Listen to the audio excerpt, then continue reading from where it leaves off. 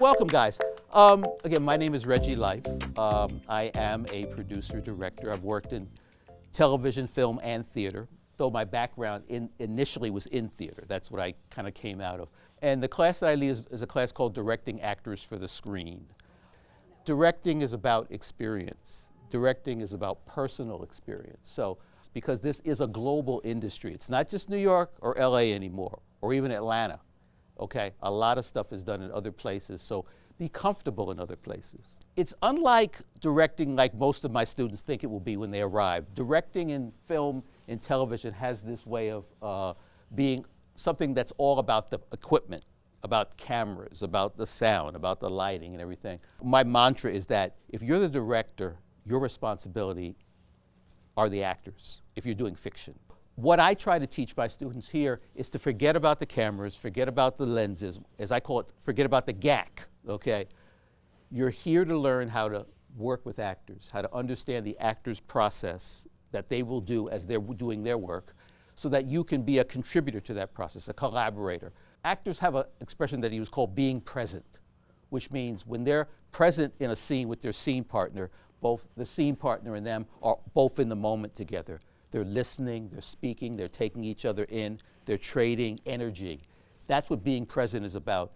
And so that's what I try to teach my students, to be present as the actor's director, okay? So that you are in the mix with them. You know, you're in the middle of the scene with them. And you let all those other wonderful people you've brought on board with you worry about everything else. Directing is not something you do from the hip. You don't walk in one day and you just start being brilliant. You know, it's somehow we have that image of the director with the beret, right? And a cigarette and a big megaphone. They go, action, right? And everybody runs around and they cut, and someone bring me my coffee. You know, I mean, that's not directing, okay? That image is something that is from way long time ago. No one directs like that. But this is where the director would sit and watch these two people play a scene, because this is where the honesty is, where the authenticity is, that he or she could pick up. So that's what I teach. That's what I get people to understand. And usually after the first class, there's a lot of people in the class who are not crying, but I've blown the bubble. So let me kind of walk you guys through how I start my directing class off in what I call the 5 W's of pre-production. The things that you must concern yourself with as you're beginning to think about the project you're going to work on.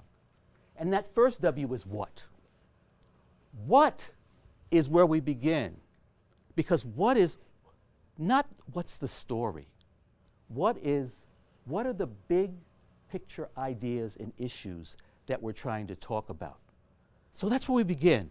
What's it about? What's it about? And a lot of times we don't think about that part, but that's really what stays with us when the movie or the TV show is over. What's the next one? Who? Who's in it? Who are the characters? Who are the people that are now going to tell the story, that are going to bring the big picture issues and ideas along? I challenge all of you to walk your story through the 5 W's, to be sure you're thinking about all these things, because this is how you reach an audience, okay? And the where is very, very important. There are movies and TV shows that died because they set them in the wrong place. Think about, when does my story take place? Is this the most powerful time to set my story? When does the story take place? Is this a story that's happening now? Or is this a story that's happening in the past? Or maybe a story that's happening in the future? Like a lot of the stuff we see now is all this dystopian future that you might as well just hang it up, right? Oh my God, I'm going to grow, we will all be dead in 5 years, right? You know, it's a bleak picture that a lot of these things paint for the future. So we get to the last one. And this is the most important one, guys, because we're in a business. I always tell my students it's called show business, and which word has the most letters? Yeah, this is a business.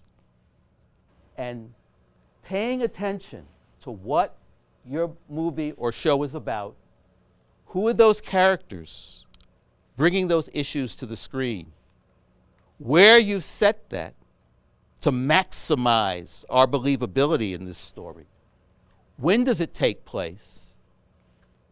That makes you have a strong why. Why is this story important? What we're going for here is that synthesis of it all, you see? So don't worry about the mechanics. Allow the creativity to come out.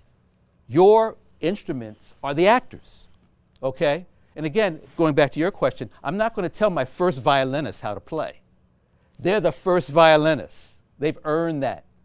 But when we play together, if you guys are my orchestra and all of you guys are in the first chair, I'm not going to tell you how to play your instrument. But I, as maestro, know that you're going to play the music how I conduct the music. You follow me? I'm going to be the one shaping the arc, the ebb and the flow of a composition. You're going to play your instruments because that's what you do well. Do what you love, and your resources will follow you. Don't worry about that.